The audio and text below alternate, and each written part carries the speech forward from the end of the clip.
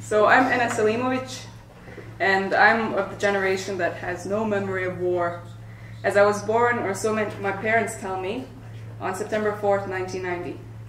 They managed to save one home video after my dad scavenged the best of his airplane books, and I imagine as we were leaving our apartment in Belgrade, I still just wanted to try putting my hands, finally, on the propellers of a battery-powered helicopter toy my brother had, or pulling down the Minnie Mouse that hung in the living room, or biting my brother's cheek to welcome him home from school in my own perpetually feisty way, completely and utterly oblivious. Unfortunately, that changed. Memory kicked in. I remember some of the good and bad of our life in Turkey, and then after moving to the States, I started growing into a conscious, self-reflexive human being, which some people call an adult. My concept of home is defined by movement, literally and otherwise. I find myself going back and forth from the States to Bosnia and Turkey, and then adding in a country here and there to the goulash. When I finally became fluent in English at starting 4th grade, you couldn't shut me up. My grades were okay, but there was an added note on every report card, variations of disrupts classmates during lessons, and needs to listen to the teacher. And then when I was a typically emotional teenager, 13 or 14, I remember I was in my room reading Kafka's Metamorphosis when my mother walked in after a typical argument, and as if everything was clear to her in that moment, she said, "Kafka? You shouldn't be reading that at your age." So what has been constant throughout our migrations is my love for language, or this is how I now explain being an absolute pest. It is in books that I find the sustenance for an alternative home. I'm privileged to introduce not only a woman, but a writer, an academic, an historian, a fellow lover of words, in other words. You can see the credentials and works of Amila Buturovic in your program, but I'd also like to add, at the risk of being cheesy, where is she? Yeah, there. That though I've only just met her a few days ago, I feel like I've known her much longer than that. She's friendly and warm and definitely doesn't fit the stereotype of historians that is shared by civil engineers.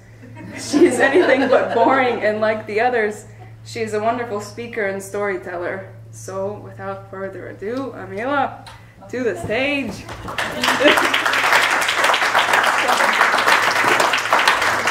Thank you, Anna. What a refreshing introduction. I just need to find a way to put these things around. Sorry, give me a second. Because I need access to the PowerPoint. Let me just start by saying that, actually I'll start with an opening line, iconic opening line from L.P. Hartley's novel, The Go-Between, which says, "The past is a different country, they do things differently there."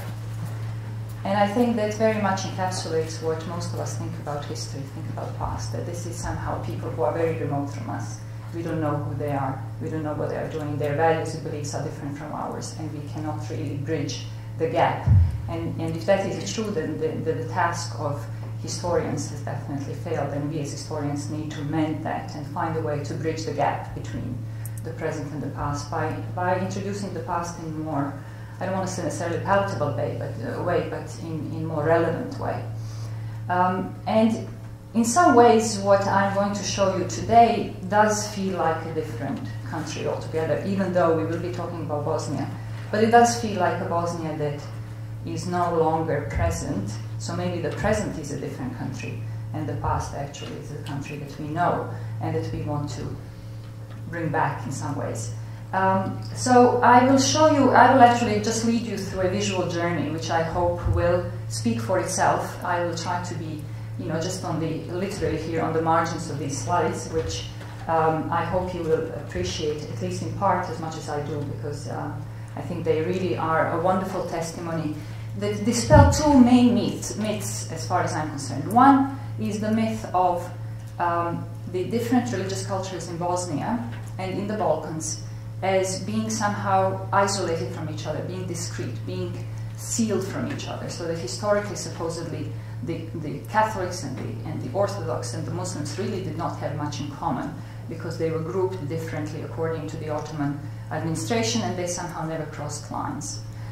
So this is the first myth that I want to dispel, that I want to show the side of Ottoman history in Bosnia, which in fact speaks completely to a different picture, or it gives a different picture. And the other myth that I want to dispel with this kind of work, of course relying on all other historical works and that, you know, that people do, is that the Balkans is a place of ancient hatreds, that people have been killing each other, not knowing why, all the time, cyclically. And while it is true that there have been many wars in the Balkans, the historical truth is that those wars were not ethnic in origin as far as the Balkans is concerned, but rather that they are wars that have engaged larger regions, so therefore they really cannot be called local wars, that people just decided to take up arms against each other.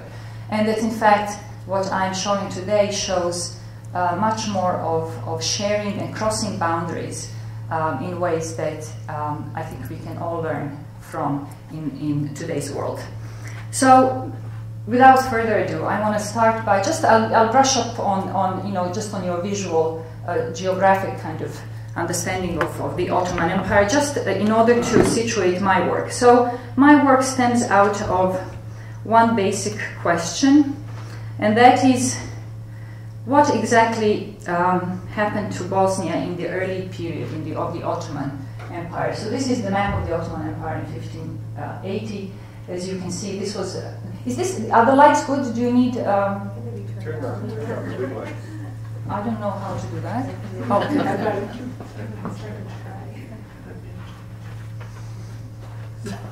Okay. Is this better? Is this any better? Yeah, this too. Well, I'll try to. If you see something that is not clear and you would like to some explanation, please just let me know, because I know these slides quite well, so I can speak in without seeing them very well. So this shows the Ottoman Empire and Bosnia, of course, roughly in this region. Now, why is this period interesting for me? Well, this is the first 150 years of the Bosnian integration into the Ottoman Empire was very crucial for Bosnia's history. Namely, this is the period when Bosnia officially fell under the Ottomans in 1463, and even though there had been Ottoman presence before, and not all Ottoman territories actually fell exactly in 1463. I mean, Bosnian territories fell exactly in 1463. The Herzegovinians, for example, were able to delay it by a couple of decades. But roughly in 1463 is when Bosnia became Ottoman. The Ottomans were at the time, large empire moving westward, and Bosnia was the west post of the empire, and in that sense important as a border region. We somehow in Bosnia believe that we were very special in the Ottoman time, but we were not really. We were part of a very large empire that needed to be run, administered, managed, and controlled.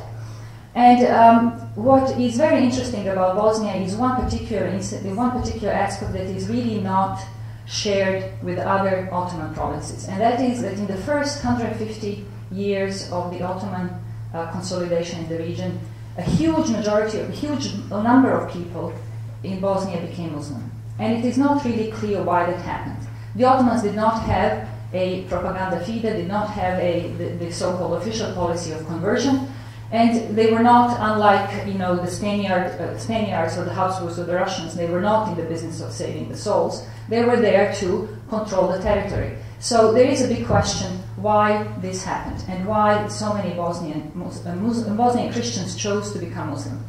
In later historiography in the Balkans, two camps developed. One camp that was leaning more in kind of anti-Ottoman sentiment, kind of Turkish yoke historiography. We said, oh, they did it only because to prosper, just to keep their land. It had nothing to do with anything but economic status. The other camp is a little bit more sentimental and says, oh no, they did it because somehow they felt very strong affinity with Islam, and this was a way to expressed that affinity, and therefore many became Muslim. Neither of these explanations is really correct. What is the truth lies somewhere in between, and we still don't really know what exactly happened.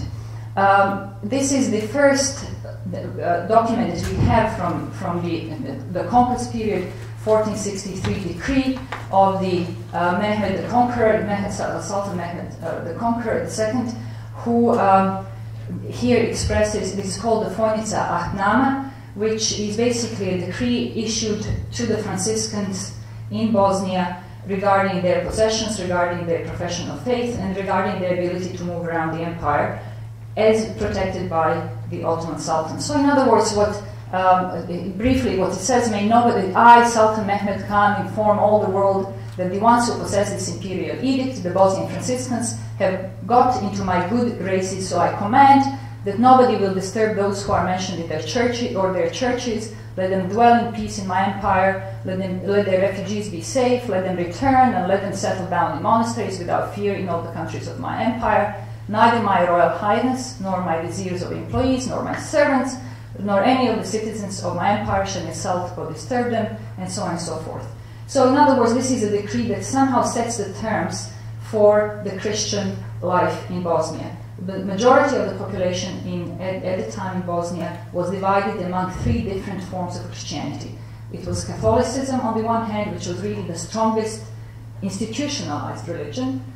There was the so-called Bosnian Church, which has been roughly explained in vague terms as the schismatic local church, which espoused a kind of local folk kind of Christianity, which did not have strong theological or doctrinal structure. And there was the Orthodox Church, which was actually at the time the smallest in numbers.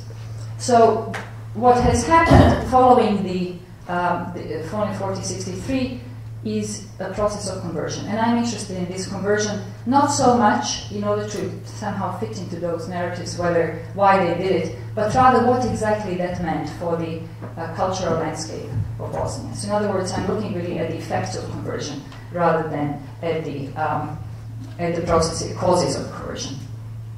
Defters or tax registers were a ways for the Ottomans to register the population.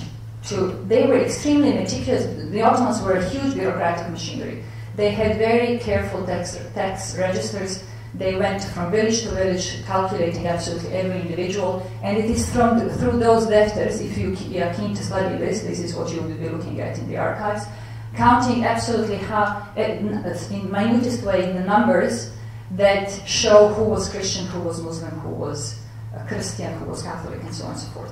So based on these registers that were done regularly, it's time for your taxes now in the US. We are 2 weeks later in Canada. It's a very kind of minute, meticulous process, painstaking process, and the Ottomans were very good at it. So they left all these letters, so we know exactly what village, at what point in time became Muslim, who became Muslim, and so on and so forth. So based on these registers, we know what had happened, and we know by 1575 that about 450,000 Muslims lived in Bosnia. And the number of the proportion of the Catholic population was much lower. It means that there may have been there was conversion from Catholicism, but we also know that there was conversion from intra-Christian conversion. There was conversion from Catholicism to Orthodoxy and from Orthodoxy to Catholicism. So in other words, the conversion was not linear. It didn't just go from Christianity to Islam, but it went in all sorts of directions. And one of the explanations for this is that because Bosnia had had these three denominations, these Christian denominations, it really did not adhere too strongly to any of the churches. So no church held a complete grip over the Bosnian population, and therefore they really didn't find it so terribly impossible to move from one religion to another, which is something that from this perspective we see as quite unusual, to say the least. What did the Ottomans find in medieval Bosnia in terms of the religious expression is, as I said, quite a complex picture. My entry into this period is by looking at the cemeteries. And I want to see, I'm keen on seeing how the funerary culture, how the culture of death recorded those processes, how it registered those processes. So in other words, I'm looking at the epigraphic text, the inscriptions on the graves, and the images on the graves to give me an information about how people wanted to be remembered when they died. As far as I'm concerned, this is one of the closest piece of evidence, historical evidence, that we have in understanding what people thought of themselves, how they identify themselves. Because everything else is then being represented by other sources. Whereas actually the grave is somewhere that is almost the first-hand information, it's second-hand information. It's somebody who's closest to you that puts your information on the stone and remembers you along those lines. So in that sense, it's a kind of micro-history. It's the history in the most communal sense. And that is what I would like to explore with you today. Medieval Bosnia had, despite its diversity in terms of the denomination, had a relatively singular culture when it came to burial practices.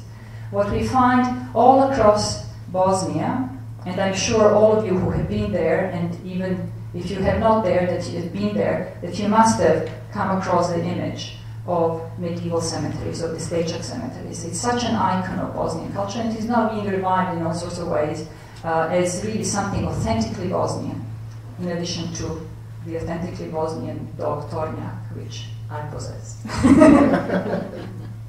So wherever you go, across the villages, across the countryside, you encounter these kinds of necropolis. Huge monoliths that are sometimes inscribed, sometimes they are not. Sometimes they are, turned over, lying, sinking into the ground. Sometimes they are standing up and showing their magnitude. One of the big questions that anthropologists, of course, raise, because anthropologists study the way in which the living community interacts with the dead community, always the rituals that go around, how the dead are integrated into the social life of the living. After all, as Michel Brogan says, the necropolis is the other side of the metropolis. So it's kind of they coexist. So what do the living do with the dead? Well, in the case of medieval Bosnians, they put them far, far away. They are not close to the settlements, not close to towns. They're placed in very remote areas. And we, again, don't really fully understand this logic. And my theory is really that because this was a way of self-preservation, that they were placing these memorial grounds far away so that they would not be, assaulted or in any way destroyed by continuous traffic that was happening in this region from various kinds of expeditions from the west and from the east. And that in fact this was a way of naturalizing the dead, placing them back into the nature and allowing them to live in a space that was, spatially speaking, territorially speaking, familiar, but was not somehow to be easily conquered. This is a necropolis that is near the town of Stolac, which actually this is not its original layout. It was placed here actually during the Austrian period, but it nevertheless shows different shapes of these stones, and most of these are inscribed as opposed to the majority of them. Another necropolis, as you can see again, in the middle of nowhere. So these necropolis, which there are somewhere around 60,000 graves of this kind that have been counted, and most of them are not inscribed, but some are, and I'll go through some of those images. Another image. By the way, the photographs here, for the most part, are done by Velibor Božović, who has done such wonderful things. I have, among many things that I appreciate about Sasha, is that he also introduced me to Velibor, who is just the most wonderful, profound, and complex human being, speaking of complexity, who deserves every bit of, I think, of congratulations for anything that at least I do with this project, and I'm sure, and I know that Sasha does. Yes. And so Velibor has been taking these photographs. He being a student at a Canadian university, I managed to put him on a grant to travel and be part of this project. Okay, so here is now a question that I'm trying to struggle with. I don't want to make too complicated picture of it, but when the Ottomans arrived in the Balkans, people were Christian, and throughout the Ottoman period, the Balkans remained predominantly Christian, with the exceptions of Bosnia, some parts of Albania, and some parts of Greece, that is of Thrace. So, in other words, the population remained Christian, and those who became Muslim in a particular way, And I'm trying, as I said, to understand what kind of Islam they were adopting, what they were developing. So this project is partly about the shaping of Bosnian Islam, about the shaping of Bosnian Muslim. I don't want to say identity because the word identity is so politically laden with the language of nationalism and all this. This is much prior to all of those terms that we are now dealing with. And I'm looking at the ways, why am I making the differentiation here? Because usually we understand these processes as simultaneous. When you are Ottoman, you are Muslim. Well, that's not the case. In the rest of the empire, where the Ottomans arrived, for example, in the Middle East was already Muslim, so they didn't need to be Islamized. They were Ottomanized. And somehow those terms don't have the same kind of meaning as they do in the Balkans. In the Balkans, these are processes that have usually been understood as one and the same, or having the same meaning. But based on my research, actually they don't. And what I'm seeing is that first the Balkans became Ottoman and then Islamic. And what I mean by that is that they adopted the Ottoman forms. They understood, even at the most basic level, as I said, of microhistory of these remote areas of Bosnia, that they first understood that there was a new imperial structure which had a particular form, and in this case the funerary form. But the Islamic message per se did not reach it. They did not really internalize it for quite a while. And when I say for quite a while, I'm talking here about the 18th century. So for the first 3 centuries, people were primarily Ottoman and then Islamic. And at least as far as funerary evidence is concerned, let me show you what I mean by that. From this shape, we start seeing tombstones that look like this. In other words, these are recognizably Ottoman, what we would now say also Islamic tombstones. They were Ottoman in the sense that they exist. This is a typical Ottoman style of a slender, upright slab, stele, that are often topped by a turban. And the turban in this case has different shapes. Turban like this, like this, like this. So these are different turbans that betray different social status or profession. So people identify themselves through their profession. We know that they are Muslim because they are located in Muslim graveyards, in active Muslim graveyards. But we don't really otherwise, based on this, can know whether this is Muslim or Christian. Part of the reason why I'm saying this is that the Christian cemeteries around the same roughly period also underwent transformation from these big slabs into upright position, but without being explicitly Christian. So look at this one in a Catholic cemetery all around. Looks very similar to the one that we had previously seen. And then here they develop these kinds of, this is like a fetus, like embryonic cross, which is not really fully a cross, but it's not really a turban. So these are kind of typical early, here we have a cross which is etched actually later, but we have these various kinds of styles that really don't say necessarily right away this is a Christian cemetery. And what I find actually going on is that this happens for a long time. Now, for the first century at least, 2 centuries, that people really did not, as they bury each other, they did not make sharp distinctions between themselves and their neighbors, whether they were Muslim or not. We know in villages that had already become Muslims, where one brother is a Muslim, the other one is a Christian, or 2 brothers are Muslim and one is Christian. they did not really separate their dead. And that is very curious, because in most traditions, you know, it's easy to cross goods and ideas and people, cross profession. But people have a strong distaste to mix the dead. Somehow, the cemeteries are usually kept apart. And even when you are, you know, of a mixed kind of marriage, a wife and the husband tend to be buried with their community unless there is a joint burial ground. So mixing the dead has been a taboo, not just in you know, here, but in many parts of the world. But we don't really see that as much in Bosnia, at least not in this period. So in that sense, I want to show you some of the clear examples of how they in fact mix the dead.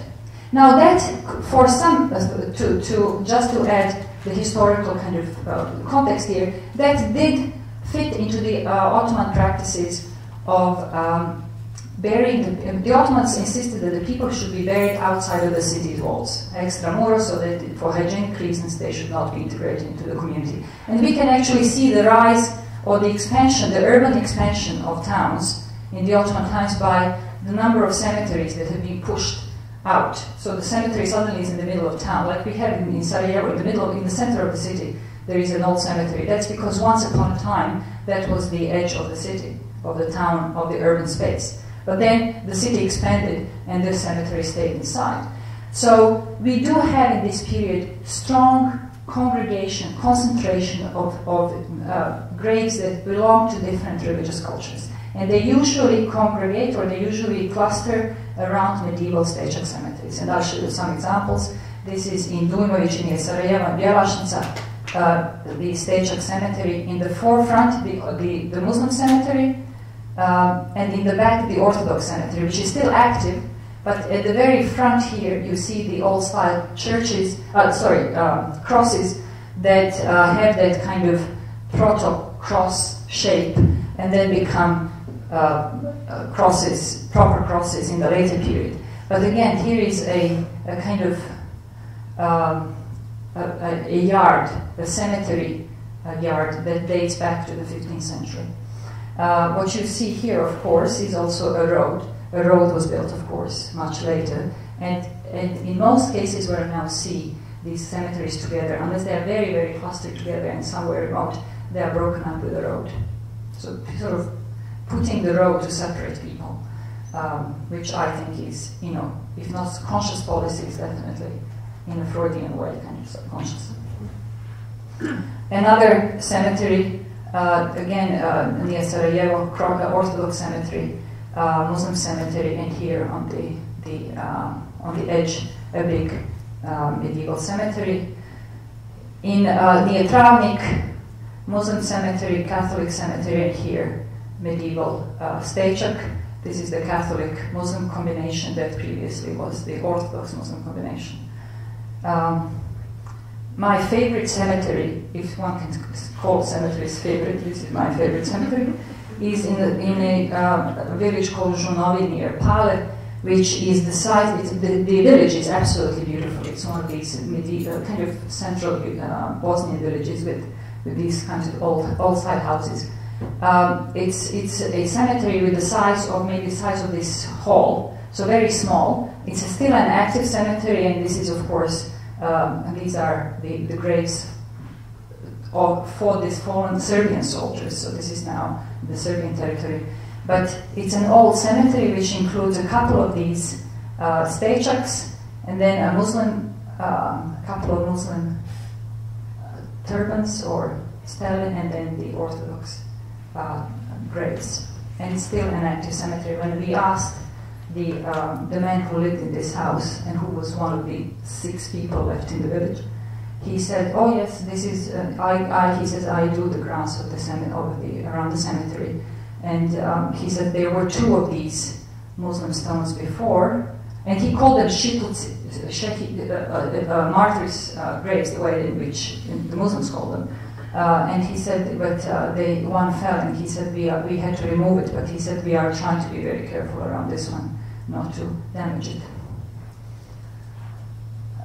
Similarly, I want to show also, this is not the subject that I want to continue, but the similar situation happened with the Jewish cemetery in Sarajevo, very much of a, at least in the layout, similar to the cemeteries we've been looking at before, but also here an interesting case in which a station has been recycled and used in the Jewish cemetery for burial grounds. In most of these cemeteries, particularly in this early period, as I said, most of the graves are not inscribed, they are mute. So we don't really know much about who lies under these stones, but we have other modes in which they are inscribed, and that is through image.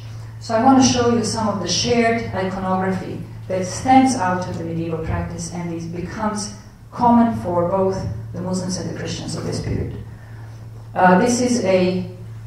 It's called Obelisk, near Olovo. It's standing by itself in a forest. It's about 4.5 meters tall. I live in a metric system. I don't know what that is, 4.5 meters? 12 feet. 12, about very... 13 feet. I know the time 5'7", so twice my height. Yeah. Something like that. So it's a huge turban. There is a big turban on it, so it is a nishan that we call it, or kind of burial marker. But it is completely. It contains on itself some of the finest images that we find actually on Stagechak tombstones, and it is so richly designed that it actually really takes quite a while to sit and look at how eclectic it is. It almost absorbs into its imagery also everything that we find on cemetery, on medieval cemeteries. Among the images on Muslim tombstones, typical also on medieval stages, are the images of people, a man dancing with a kind of, I don't know what he's wearing, like kind of looks like Mick Jagger in some skirt, and there is a tail of sorts or something. So a dancing man, and here a woman with a braid, looks like the Ukrainian. What's her name? Who was in jail? Timoshenko. Yes, she looks like Timoshenko. The images of animals on the Muslim tombstones. This is, if I have time, this is an interesting story. We arrived in this village, a very remote village, a very early morning, and encountered a large family at 10 in the morning preparing for the slava, for the celebration of the family saint, Christian Orthodox family. And they invited us in, and there was pork roast and the lamb roast and the baklava, and everything was there on this, enormous table spread, and 4 generations of the same family. And they invited us in, and we chatted a little bit. And this is the middle of kind of Serb Orthodox tribe, the family saint. And so they asked me, all these graves were in their backyard.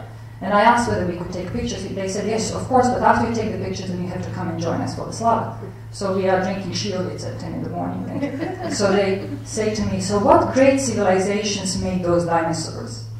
Because they somehow read these dinosaurs, they're actually just badly drawn birds. So what great civilizations? I said, so there was a moment silence, and I said, the Turks. That was not a good thing to do. So Velibor just looked at me like, don't do this. And then actually the grandfather of the family said, oh, that's okay. They also built such big stones for the Serbs, for the fallen soldiers, for the Serb soldiers. So that was, I thought, a wonderful moment of kind of interreligious dialogue or inter-ethnic kind of reconciliation, in which I was allowed to get away with my remark. So the images of again, you would not find this on a Muslim graveyard, on a Muslim stone now, by any stretch of imagination, this kind of figure representation.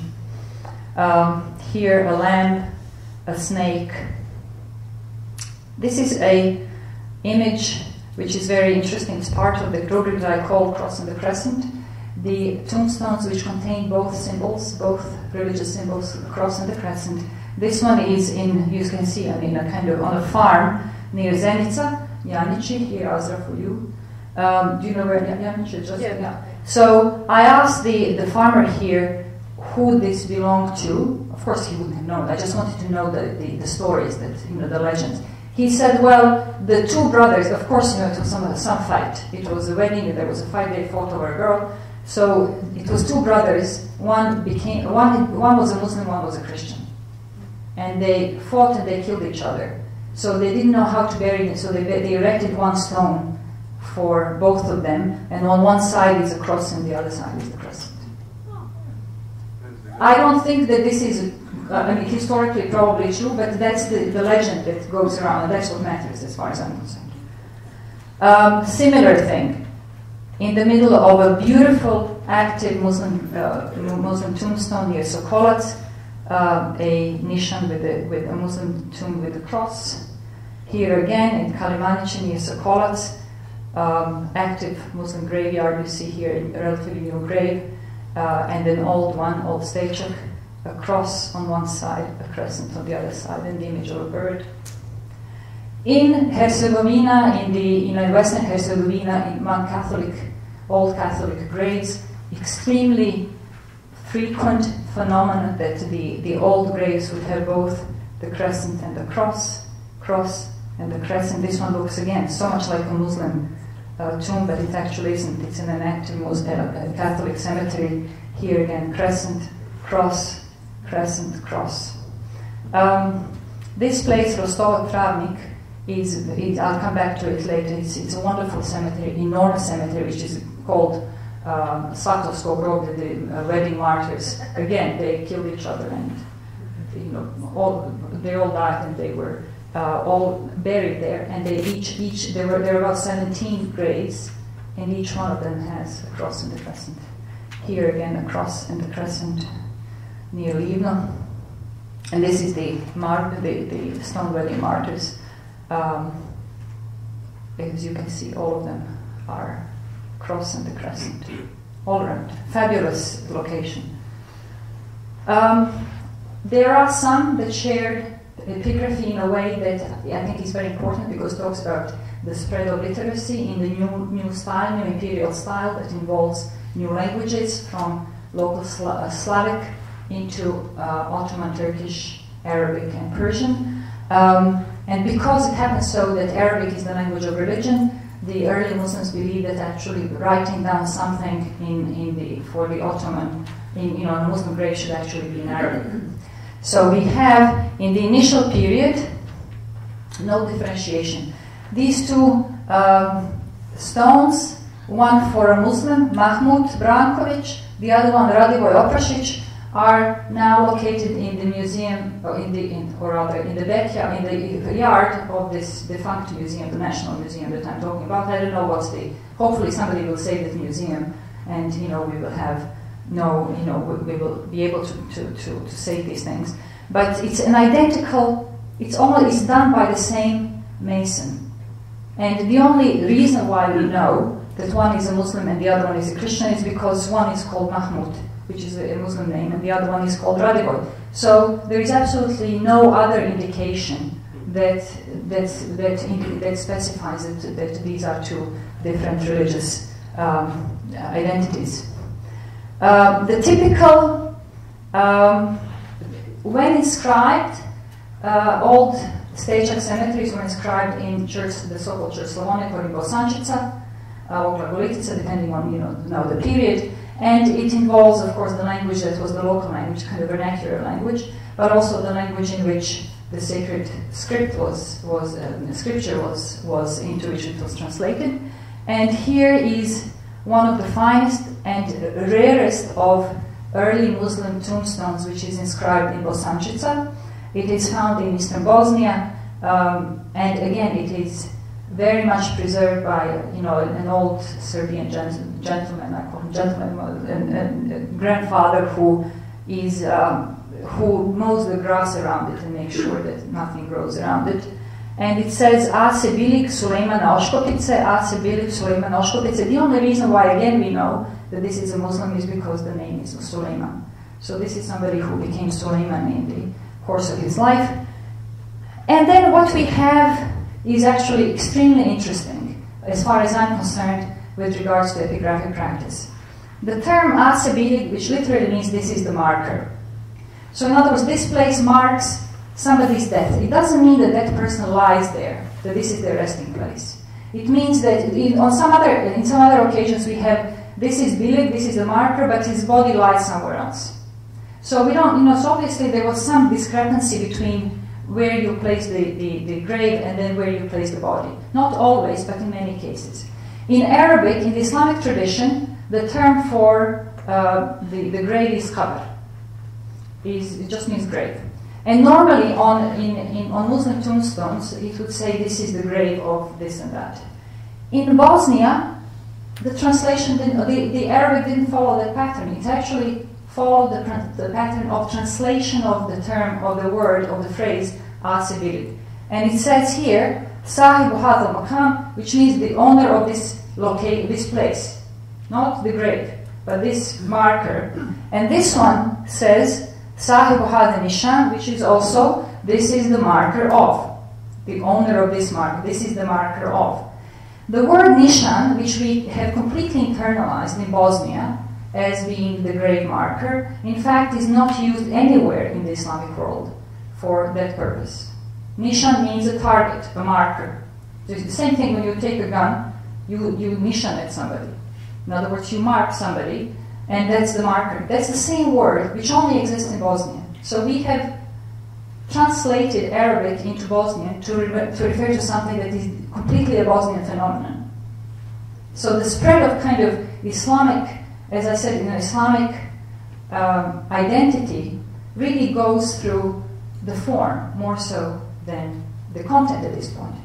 And this is, so because it's in Arabic, the people will assume this is somebody who is Muslim. But the message itself really does not follow an Islamic pattern. There is nothing on this grave that says something about Islamic eschatology, Islamic belief. Just as this is the marker. Similar thing, Sahib Hadha Mulk, the owner, or this is the place of, the property of, another grave which is enormous, again in the tradition of the medieval cemeteries, which are huge, so the nishans are huge. 4 meters and 25 centimeters, sitting by itself in the middle of nowhere, and inscribed in Arabic, bad Arabic at that. I mean, this is obviously somebody who did not know Arabic well, and so quickly just scribbled something, which says this is the owner or the marker of this person. This dates to 1555, at least we have a date here, the Hijrah of 962. Nearby, another wonderful example of Osančica on Islamic tombstones. This is in Čadovina near Rogatica as well. An old cemetery, you see it's still active. The territory is still very heavily mined, so we actually have to be very careful here. And which says that this belongs to two brothers, Hassan and Ahmed. The inscription is completely Bosnian, again without any Islamic evocations, any Quranic evocations, any references to anything Muslim other than the name, Ahmed and Hassan. Similarly, Ase leži Ivan, here lies Ivan, Ase leži Skender. This is near Bileća, Fatimsa near Bileća, on the way to Bileća, Muslim, you can't see this, but they're lying about 50 meters from each other, Ase leži Ivan and Ase leži Skender.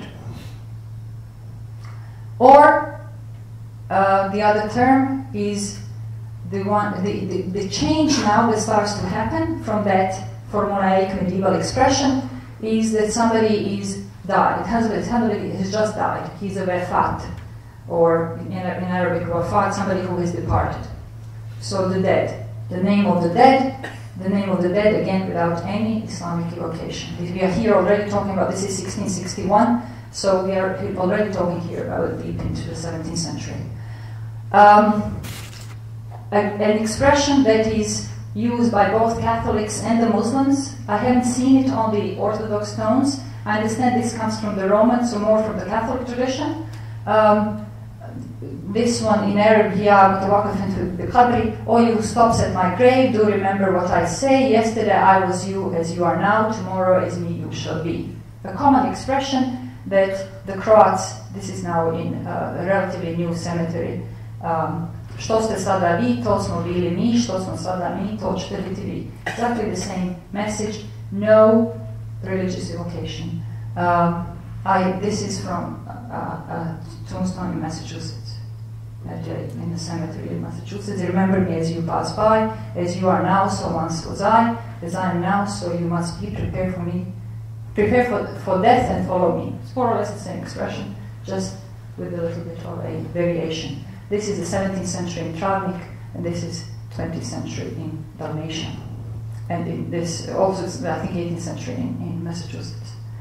It is only in the late 17th or 18th century that we start seeing a more Islamic way of marking death by evoking Islamic expressions, by inviting Islamic behavior at the grave, in other words, in terms of praying for the dead of the soul, soliciting prayer. It started not with what is common now in Bosnia, which is al-Fatiha, but rather it started with the Shahada, La ilaha illallah, Muhammad Rasulullah, which we find all across Bosnia around this period. And roughly around the same time we see more of Christian expression of the Christian graves. So there is something happening in the 18th century that made people more aware of their belonging to a different religious tradition, marking their community through religious evocations in a different way, and turning in that sense into a more, if you wish, Islamic way of a memory or Islamization of death. And then we have what becomes the standard now expression on Islamic graves all over Bosnia, which is inherited from the Ottoman Empire. This is the Ottoman tradition, which is the expression of Ruhichun al-Fatiha, say of the Fatiha, the first surah of the Quran, when you come to this grave.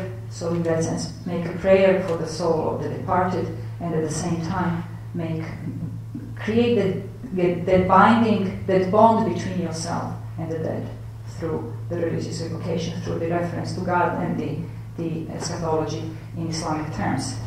So this is, I think, my last slide, I believe, yes. So in other words, without going into too much detail, what we do see here, at least what I see here, and I hope I have managed to pass on at least some of that, is that this is a period in which identity or identification was much more fluid, using much more fluid understanding of the symbols, which we now take for granted to be extremely static. When you say the cross, when you say the crescent, put this now on any place, cross and the crescent together, and you find it on these stickers. There are these car stickers, and I sometimes have I'm tempted to take a picture of this and put it on my car as a kind of sticker. This is the past that I think is deeply, deeply embedded in the Bosnian culture, in the Bosnian tradition. It needs to be cherished, needs to be preserved, and it needs to be, I think, kind of moved forward, not in some kind of nostalgic way in which we are trying to recreate this. We cannot recreate in this historical period. We don't need to recreate this historical period, but we can learn from it. We can move it in a way that will modernize it, place it into a new context, and move beyond the current nationalist narratives for constant division and separation that in some ways are, have taken over. So speaking of memory, this is the kind of memory I'd like to foster among the new Bosnians, young Bosnians. So thank you.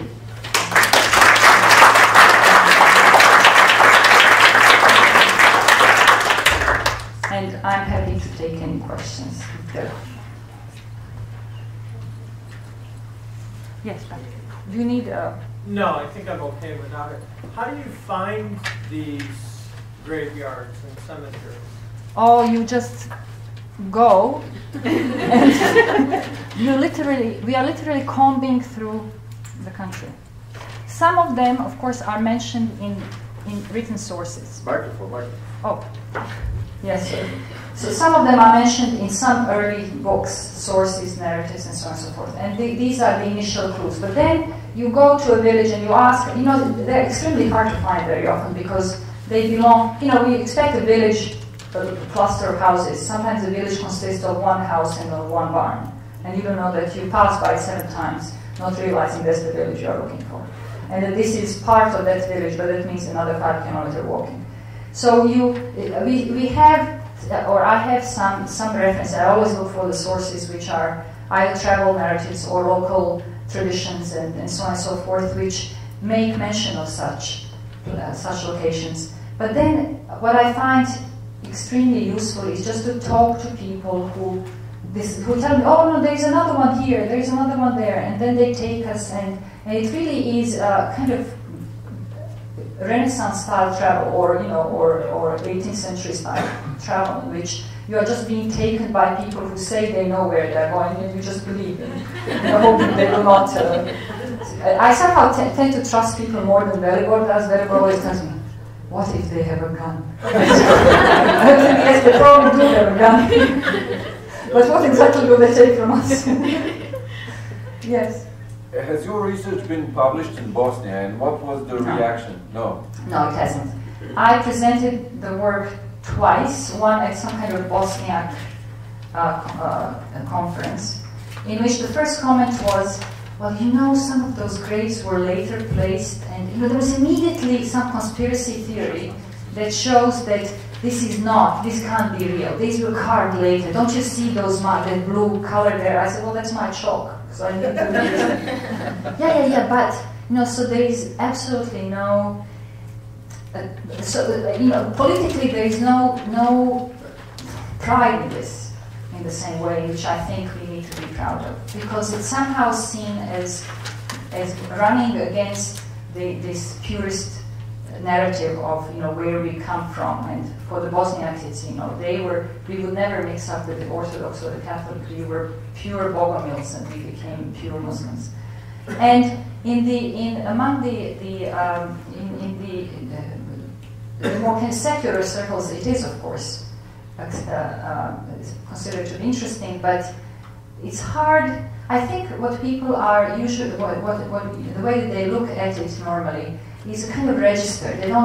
I look at those graves as being much more than just a piece of information, but having this contextual, rich quality, you know, layers in which you can put these things together. But they immediately ask me, well, did you check whether there is a bone underneath? That's not what I'm doing. I'm not looking for forensic evidence. I'm looking at the kind of cultural presence of these things and how they function in the society which lives around them. So it has been a challenge, I must say, too. And then there is the other side. There is somebody like I think I mentioned to you some of the big icons now of Bosnian historiography, who think I'm a Muslim fundamentalist because I'm looking at somehow putting Islamic images onto Catholic graves. Yes. Yeah, there is this tendency in recent, I think, Bosniak historiography, particularly, of romanticizing the yes. conversion to Islam, yes. As if somehow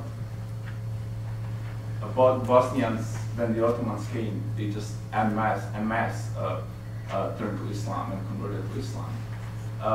While it is not really true, and I don't know if you read the book of what's his name? Sorry, help me here. I can list you about 200 Islamization in Bosnia and Herzegovina. Nedi Filipovic. Nedi Filipovic, Okay. yes. And through meticulous study of defters, as you mentioned, actually, when you look at it, there was not really a clear pattern of exactly, yes, yes. conversion. Yeah. Orthodox converted in the same way as the Catholic and the members of the Bosnian Church as well. And I also noticed that a lot of blocks, those nomads, traveling nomads, actually converted to yes. Islam quite substantially. Yes. And also there is some people go even further in those ridiculous claims that Bosnians were Muslims even before the Ottomans. Yes, yes, they already converted to Islam. They were Muslim, but kind of they just didn't know it yet. Yeah. Yes, no, you're absolutely right. And that's what I was trying to make that point in the and I think beginning. it's a mistake because I think that diminishes their Muslim identity, recognizing that past, that our ancestors were actually Christians. That doesn't take away from our Muslim identity that we have today. Yeah, I mean, there are so many theories of conversion that are now being seriously redefined, not just for Bosnia, but for the Balkans in general, for the Ottoman Empire. There is a whole, within the Ottoman studies, there is a whole new revisionist wave of the so-called conversion studies that talk about different ways in which people, and different circumstances under which people converted. I mean, defters are useful, but defters really don't say anything. The defters are like the telephone directory. What do you make? You see the names, but then what? What I think is much more interesting is to see what people made out of their religion. Conversion is a deeply personal act, but it has completely public outward manifestations. It has public consequences. So how they, as new converts, whether they did it sincerely is completely irrelevant. I don't want to in a way put emphasis there, because conversion is a conversion is a conversion. Whoever says that he's Muslim is fine by me. I don't really need to know what exactly motivated them to become Muslim. But what exactly that means then for them in their public life is what I, as a kind of cultural historian, want to figure out. How they translated that new self-identification in real life. And we can look for oral histories, we can look for Sevdalinkas are beautiful, for example, source for that stuff, literature.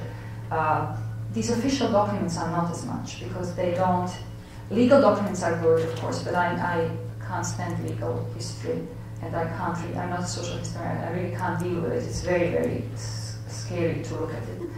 Look at those kinds of documents in which, somebody comes to the judge and explains how many exactly, pieces of gold that they inherited and blah, blah, blah.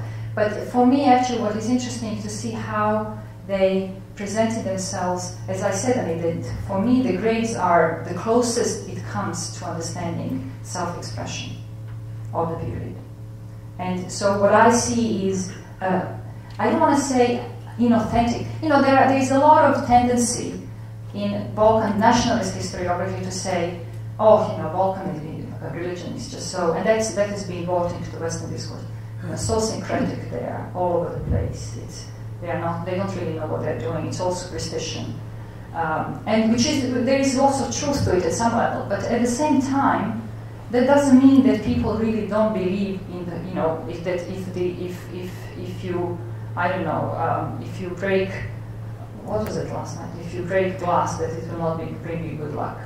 Many people really believe in such things. They believe in these, what we might want to call superstitious things, but that doesn't really matter.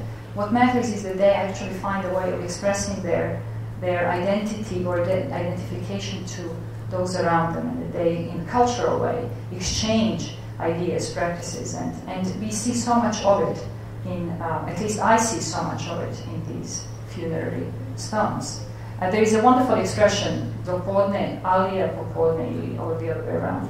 Alia until the afternoon, in the afternoon Elijah, so that you can be Christian in the morning and Muslim in the afternoon.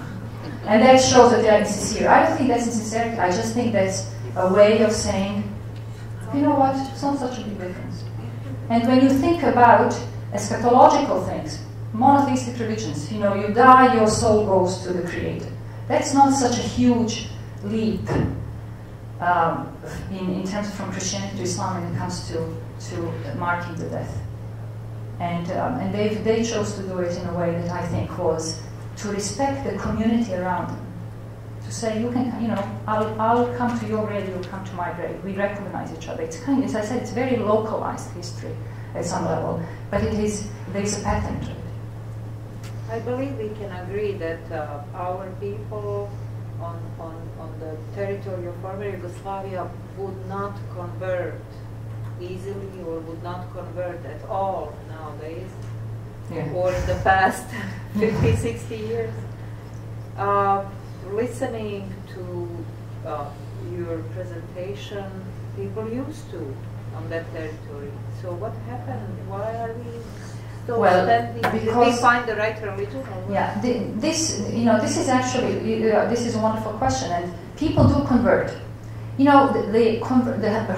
rate of conversion in North America after 9/11 to Islam has tripled, which is the most bizarre phenomenon. That so many Americans became Muslim after 9/11, and I have colleagues who work on this.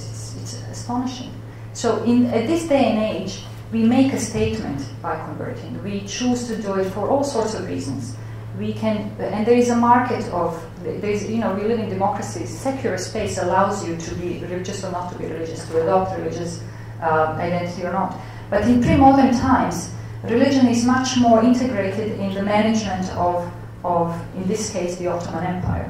And the empire was, as I said, was really interested in keeping the order. At least these first 2 centuries that we know when the Bosnians converted, they had no pressure on them to convert. There is one, of course, institution which there was a forced conversion, and that is the Shirme institution of creating the janissaries, of creating the cavalry, the standing army, the elite troops, who were young Christian boys taken into Istanbul, converted to Islam. With the idea that they would break their loyalties, shed their old identity and move into the new imperial identity and be loyal to the Sultan. And this is a big sore point in national historiographies in the Balkans. Look how they converted us. There is actually the idea that somehow a 4-year-old boy is being taken, and this is how the images, when you listen to Bulgarian, Serbian, Greek folk epic, 4-year-old boys are taken from their mother's bosoms and taken into. Well, a Greek Ottomanist who is doing now work on janissaries actually has remarked recently that the average age of the janissary, of the Shirme gathering, harvesting of boys, is 16 to 18. This is not 64-year-old. This is somebody who is 16 or 18 going to Istanbul. And she uses this to explain why so many of the high-ranking officers who came through this process, where they became Muslim and they rose up through the ranks in the imperial structure, they actually not only remembered their past, but they managed to work with their original family, their original communities. We have the fantastic example of Sokolo Mehmet Pasha, or Mehmet Pasha Sokolovic as we know him, who comes from Bosnian Serb family, Orthodox family, and who became one of the most important and the most prominent viziers in the second in command. He's the big Cheney of the Ottoman Empire, and who actually did everything to. Sorry. You should be. Should have been the first. He actually, but he did a great deal of help for the preservation of the Serbian Orthodox Church against the Hellenization by the Greeks and the excessive Bulgarization. So he actually, with the resources of the empire, poured money back into, well, partly in Visegrad, the bridge over Drina under his patronage, but also into the preservation of the Serbian Church. So, and this historian starts from this question of how come, if the idea is that they remember their past, how could they remember where they were taken when they were 4? And then she looks at their biographical data, which actually they're much older, and therefore have, in a way, a choice. We also know in Bosnia that there was, corruption as anywhere else, but Bosnia is sort of this petty corruption, so that the family, the Christian and Muslim neighbors swapped children. So they would take the Muslim boy, the Muslim family said, this is our boy, whereas actually he was Christian. The Christian family took the Muslim boy and sent that Muslim boy to Istanbul. And we know this because there was a question, these are some interesting sources, where they encountered these young Christian men who are already circumcised coming to Istanbul to be janissaries. And they said, well, how come you are circumcised if you are a Christian? Actually, no, they were Muslim, but this allowed them to actually get through the ranks and become more prominent and gain some prominence in the empire. So religion was not ideologically so laden as it is now. And I think that people did have much more much higher level of tolerance towards this kind of identification, and not that they were not sincere, they were just not as political about it as we are now. Yes? My question is just continuation of your last words. Where do you think the roots of that tolerance might be solved? Especially with reference this unique phenomenon of the Middle Ages, this coexistence of free religions in Bosnia, which was never else in Europe, to my knowledge. You are talking about the roots of tolerance in Bosnia? Yes. Well, here is, yes, this is something that we've been talking about, the place of the, and I think I know which direction you are coming in from, and that is the presence of the potential presence of the Bogomil or the schismatic church. Yeah. I do think that certainly the Bosnian local Christianity was developed but resilient enough in the sense that it did not clash too openly or too much with either Catholicism or Orthodoxy. And there was the influence of definitely of the dualist teachings.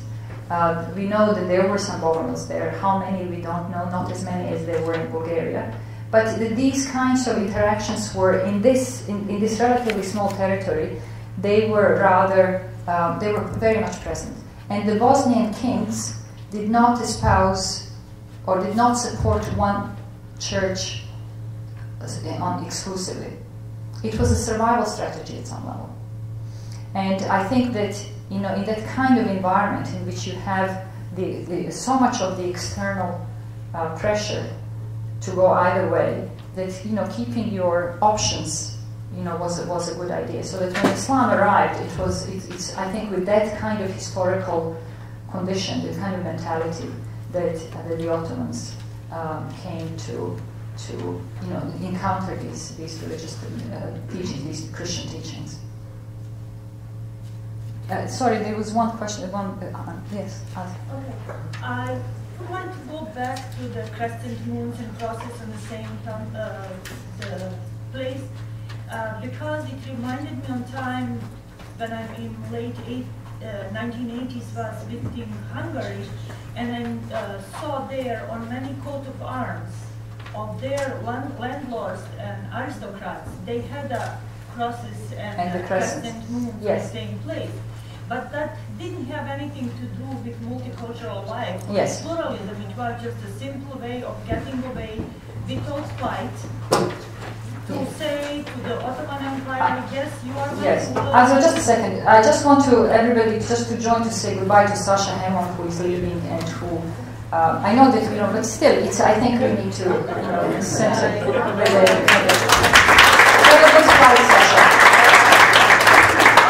So it's not the Exodus is just temporary, just a second. It's nothing, yes. So I just wanted to say, but it didn't have anything to do with multicultural life or pluralism. It was a simple way of getting away to kind of live their life without fight and tell Ottoman Empire, okay, you are my rulers, I will pay taxes and you let me live my life as I did it before. Yes. So, was anything like that happening in Bosnia and Herzegovina? Because I never saw such a thing in our coat of arms or whatever. Yeah, no, we don't have that because Bosnia was Ottoman. It didn't, it didn't have anymore a standing army that was somehow trying to apologize for its existence to the Ottomans. I mean, one of the interesting phenomena in Bosnia in this early period is that in terms of the military history, of which I know something, not completely, is that the Ottomans deployed, and this is completely out of regular practice, deployed local Christian soldiers as a kind of to monitor the affairs, the internal affairs. They had a big army, of course, which is the cavalry and the infantry, but they were in big garrisons in wherever they were, and they usually deployed auxiliary troops to monitor the affairs in any particular place. So in place of small raids or this or that, they would send Muslim troops. In order to be a soldier, you had to be a Muslim. So Christian and Jews were exempted from serving the army because they were not Muslim. So anybody who fought for the Ottomans had to be Muslim. But they did the exception in Bosnia. They deployed Orthodox Christian soldiers from the Vlach and the Orthodox backgrounds, the Vojniks and the various kinds of troops, auxiliary troops, to monitor the affairs in the western part of the empire. So this was the only instance in which Christians were in charge of Ottoman affairs as soldiers. Is that where Krajina area? Yes, exactly. Yeah. Yes, so there is a kind of settling of the Orthodox population of those soldiers and their families into the Bosnian territories, particularly around the Krajina region, the border area, because that's where the border was. That's where they were preventing.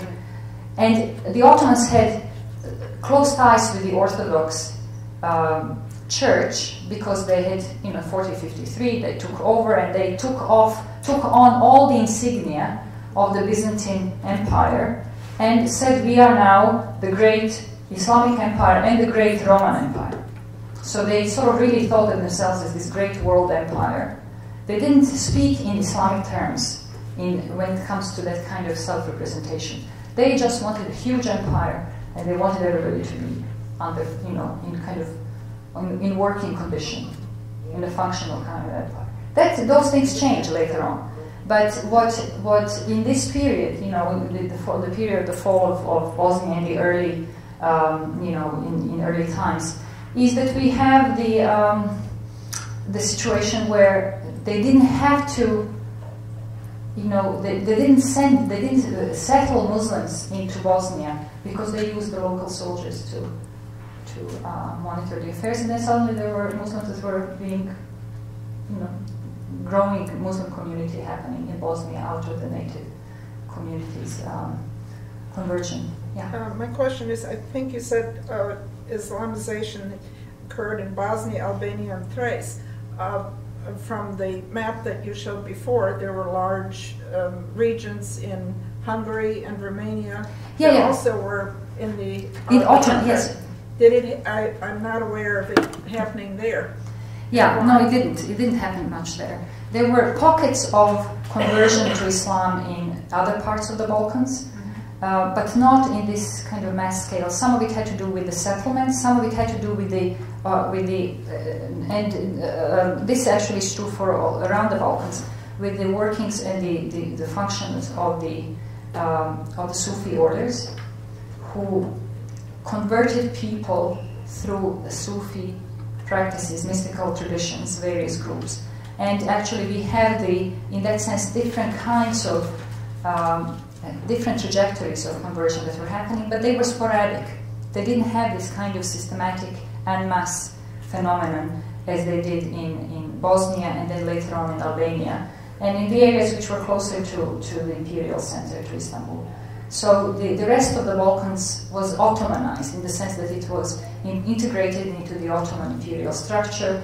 People were organized along those lines, professions were respected and organized along those lines, but people were not asked to go into Islam. And there were instances in which they suffered for that. I mean, there is no question about it. I don't want to romanticize and say somehow this was the period, of absolute and wonderful tolerance in which, Christians and the Jews did not have the same rights as the Muslims did. They didn't.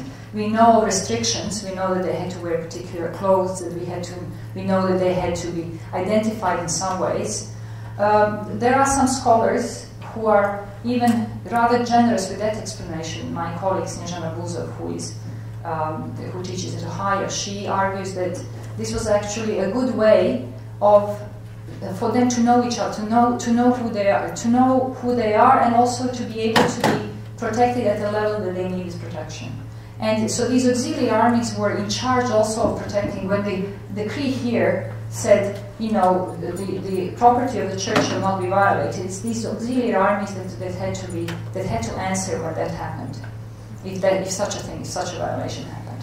So, for the most part, there was a way, modus vivendi, which in fact functioned until the empire began, its decline, and then hell broke loose in some ways, and it became really difficult to manage such a huge empire, from North Africa to the Middle East, from the Balkans down, almost to Somalia. So it's really quite quite a complex entity, and the Balkans is one little part of it. Yes? Yes. Is there any connection, you were speaking of that the conversion started taking place like 1463 and forward? Is there any connection between that and 1492? You see, with Ferdinand and Isabella in Spain, and many Jews secretly converting or feeling like they have to convert to Christianity. Any connection between those two events? Or? It does coincide, but there is no really connection per se, because the Jews of the Sephardic Jews were given a decree of a similar kind to be able to settle in the Ottoman lands, and they did settle in the Ottoman lands, and they were invited by the Sultan to receive protection in the Ottoman lands, because the Ottomans ran along the principle of the so-called there is no compulsion in the religion, the dhimmi principle of protection of the Christian, the people of the book, the Christians and the Jews. And again, how that ideal, how it functioned is now a historical issue. So the Jews themselves did not convert. There was conversion every now and then happening from Judaism into Islam, but not in this kind of organized or systematic way. And also, it is not many Muslims who left Spain, along with the Jews, fled to the Ottoman Empire. They didn't need to, because they were Arab-speaking. They went down to North Africa. And in fact, the large concentration of the Spanish Arabs, Spanish Muslims, ended up south of Spain, in North Africa, rather than in the Ottoman Empire. I mean, some of those parts, of course, later on were Ottomanized as well, but they didn't have the same sense of displacement in terms of where to go as the Jews did. Yes, Ben. I wanted to bring some of this conversation back to bear on some of the things we were talking about in the panel discussions today. And so I have a couple of questions, and I'll just ask them at the same time. First of all, I mean, you've been in Canada for more than 20 years, and does your position as someone who is really part of the diaspora rather than living in Bosnia shape the way that you travel through Bosnia and do this research? Does that position matter? And the second question, the conversations you have with people in Bosnia, and I don't mean necessarily scholars, but people whom you meet when you are conducting this research, do those conversations indicate that this work has the potential for doing what you hope it will do, which is to reshape some of the discussions about history and the history of the religions? Very good questions. So, of course, some level personal questions as much as they are academic. Yes, it does matter that I go from a Canadian university, and in that sense, it's kind of half a Canadian. And for the longest time, that was a sore spot for me. I didn't really want to be seen as an outsider, but at some level, they treated me as an outsider. Partly because I did get my degrees. I got my BA in Arabic literature, Arabic literature in Sarajevo, but then all my subsequent degrees were at a Canadian university. So I was a Canadian scholar for all intents and purposes, and they could not relate to my questions, academic questions, because my questions were already showed that I wasn't anymore following the sacred path, academic path, or what exactly somebody who does Arabic studies do needs to do when turning into a scholar. So it took a while for me to gain the trust of my colleagues and former professors there, and so it wasn't a straightforward landing into the, and it still isn't. I mean, there are still a number of institutions there that I think I should call home institutions, but I can't, because methodologically I speak a different language, theoretically I speak a different language, I ask different questions, and they are helpful, but they don't really know at some level what to do with me, so they just, it's a peaceful coexistence. I have tried, I spent a year living in Sarajevo and starting to work on this, and everywhere I went, they understood immediately that I wasn't coming from the Bosnian agenda. And I found that to be actually useful. That I would say, okay, this is for a Canadian market. So this is for Canadian students. So people actually trusted me more, and they thought, oh good, then I don't have to justify my position. I can say whatever I want because this is not going to be presented in wherever, but it's going to go to Canada. So there has been advantage to that, but also this kind of disadvantage in which I think that is not only my issue, even though I did personalize it somewhere. I thought, they don't like me, what do I know? But I think that most of us who are academics here have really hard time completely, and the academy is trying to do now that work of bridging those gaps and closing those gaps rather. And so trying to find, through activities and connections, trying to find a way of making us more visible in Bosnia. It's not an easy process at all. And it is not something that we can take for granted, because I almost feel that we are sometimes treated in the same way in which the rest of the foreigners are treated, as kind of colonial presence, trying to exploit the local resources, mines, and all of that, and then just disappear into the void. And I think that that's something the level of distrust does exist. And I don't know that it will completely go away, and frankly, at some level I don't even want it anymore to go away, because there are really very good reasons why I feel I don't want to think of myself as a Bosnian academic. I mean, so many of my colleagues, this is now on a different subject, but a related subject. When I teach in my university, my students are supposed to be the center of attention at some level. It's about them and their learning.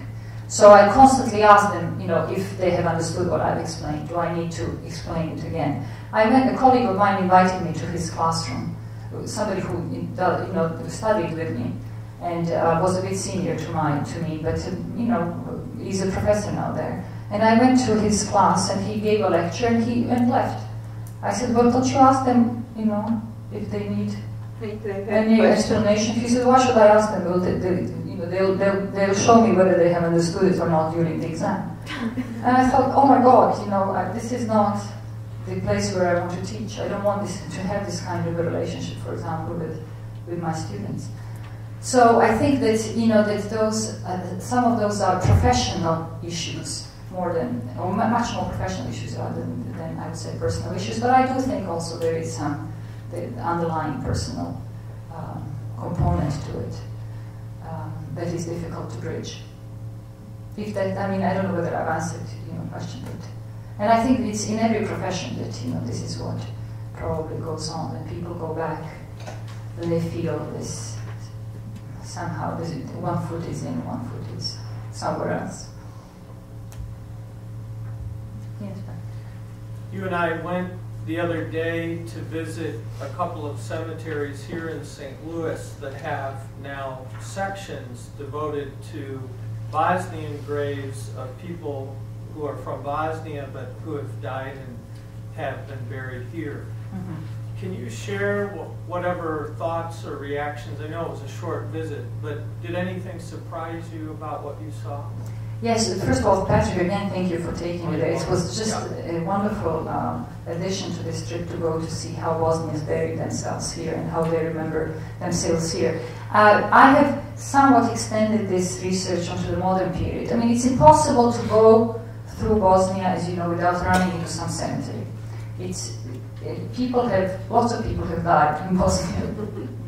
Terrible thing to say, but that's true. So you constantly run into cemetery list that there.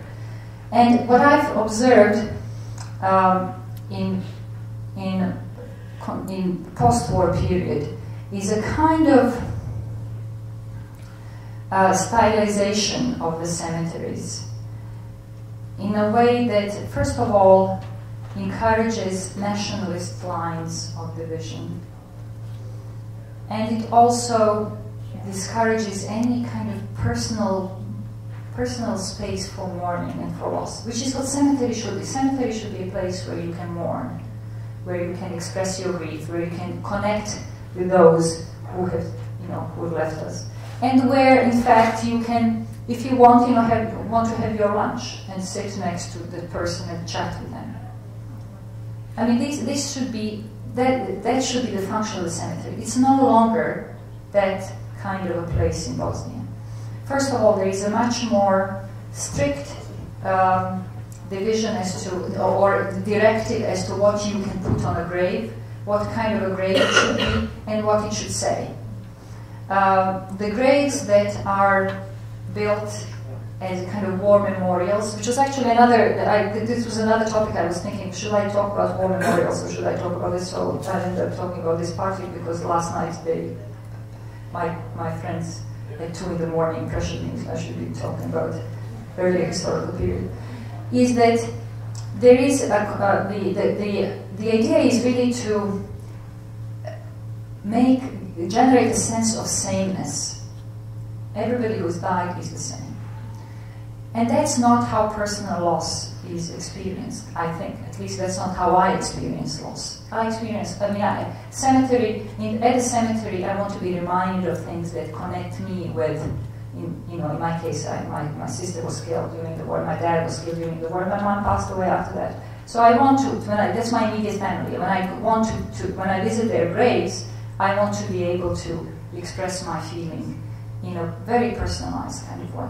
But I'm not allowed. I'm allowed to go and do a certain ritual there that will then completely alienate me from, in fact, their presence. And that's what I find very disturbing about Bosnia. The memory of people who were lost in the war is channeled through this very kind of, again, nationalist frame of commemoration.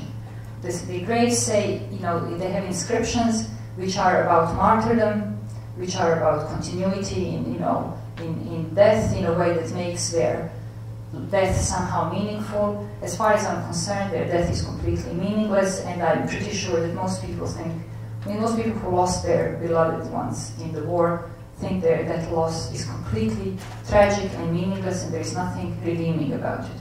But the graves tell a different story. The graves have to say that this was done.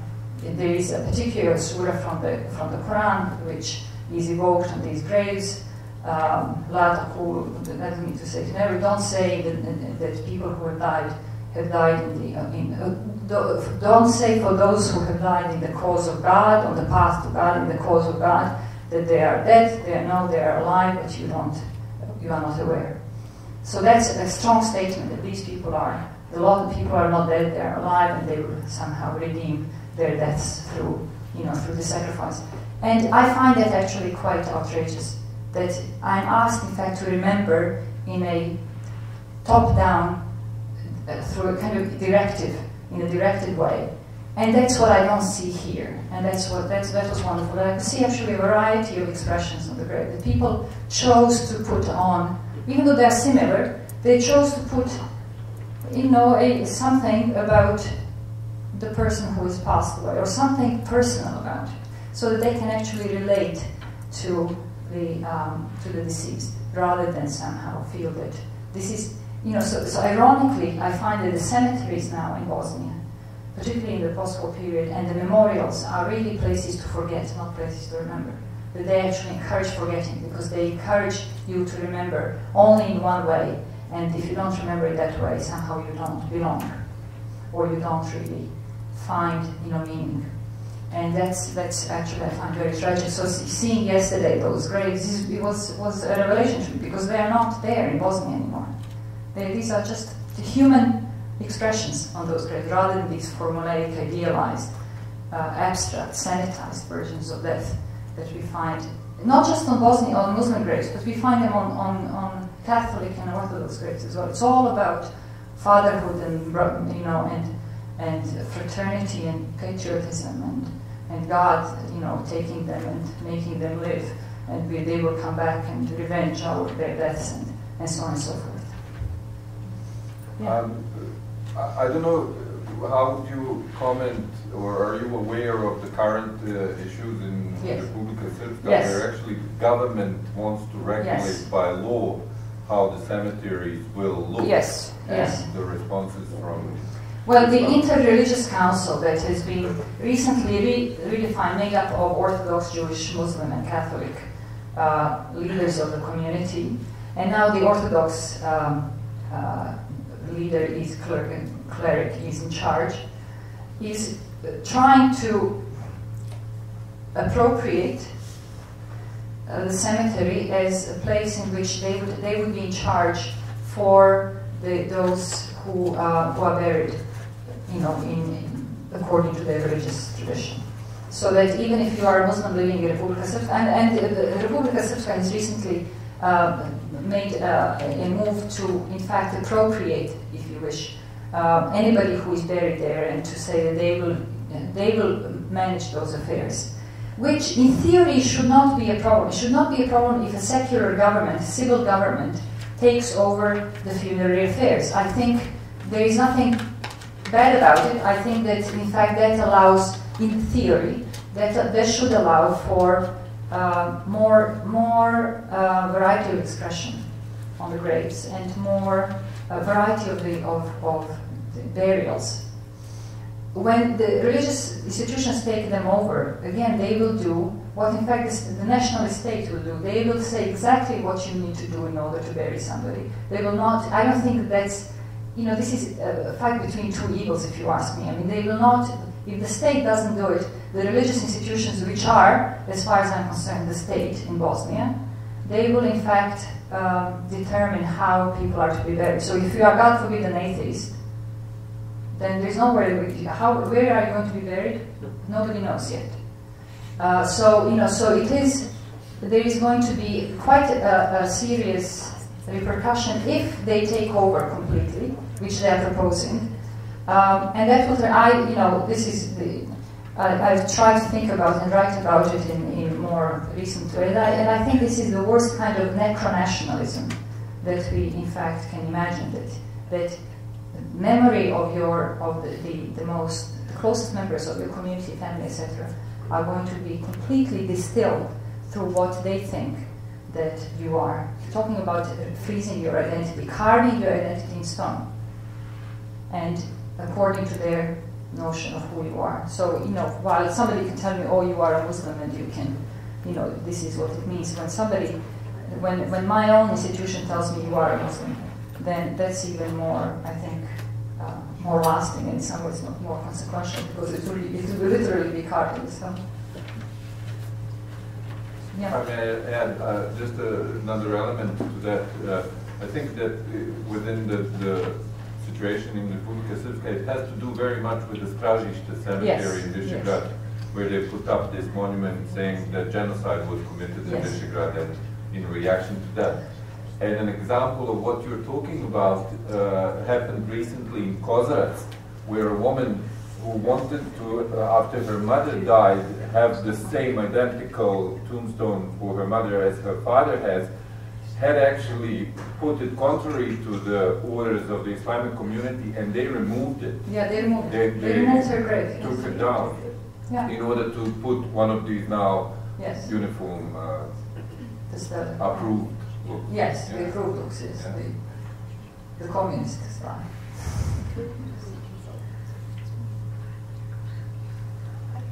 I have a question about something really simple, such as naming. So, I know that you can immediately recognize a Muslim name, I know exactly what Christian name was, Syrian name, whatever. So, when everything was so mixed before the war, how did naming, is that a silly question? You know what I'm saying? Just the whole naming practices, and to what extent that kind of research going back and back and back to the time of the Ottomans, when that big conversion happened, how did the Well, when Christians became Muslims, and in this early Ottoman time, they would maintain their name would consist of their new name, say Muhammad, and then it would say, but normally it would be Abdallah. Abdallah was a common name for a convert. So Abdullah, the son, you know, the servant of God, Abdullah, son of, say, Ivan, or son of Petar. So we have those very clear nomenclatures in the early period, and we know, you know, when the conversion is through that process as well.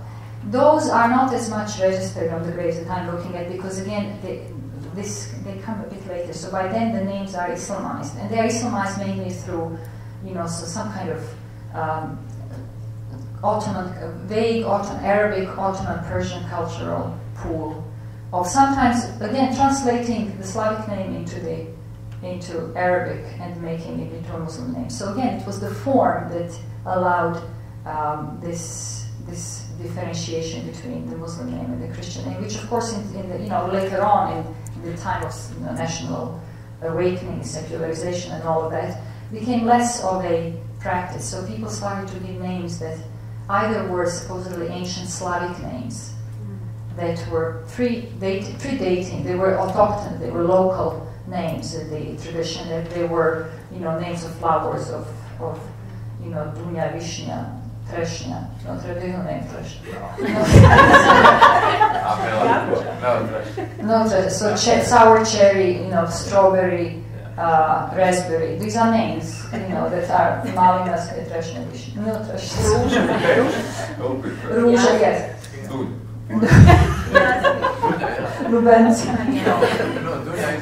Dunya is a name, yes. Yes, but it's not Dunya. It's not Dunya. Dunya is a word. Yes, but the name is not Dunya. It's Dunya. It's the quince, which is it. So there was a way of secularizing names in this natural, you know, adopting neutral, supposedly. They're neither Christian nor Muslim. Maya, yes, that's not this and that. So that certainly was a generational issue. You know, anybody born, I think, after 1945 or 1950 was in that very fluid space of naming. That has changed now. In fact, there is quite a bit of pressure when children are born to name them in specific ways. Yes.